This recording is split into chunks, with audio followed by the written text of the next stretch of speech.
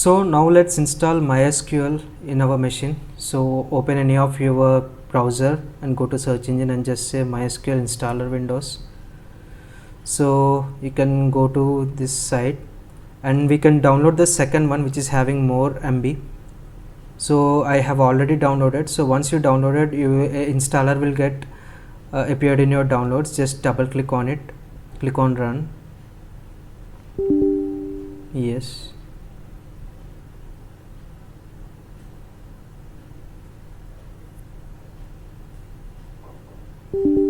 Click on yes.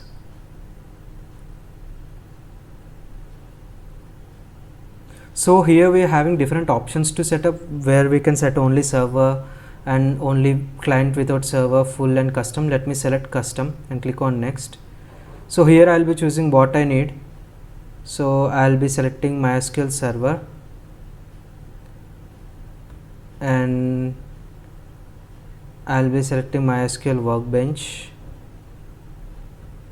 and I'll be selecting MySQL shell. Once I selected all the required, let's just click on next. Let's go to next. Let's click on yes. Let's say execute. So our server is getting installed and then now workbench. Yeah, now all the three got installed. Let's click on next. It's ready to configure.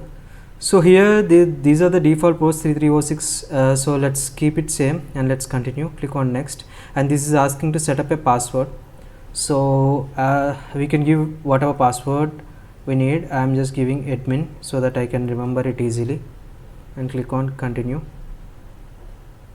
Next, next, execute.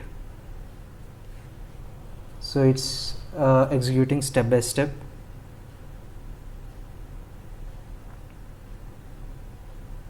And just click on finish.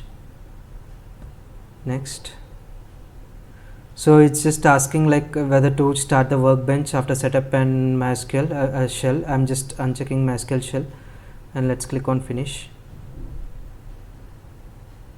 So this is your workbench where you can just go in with the password which you have given before.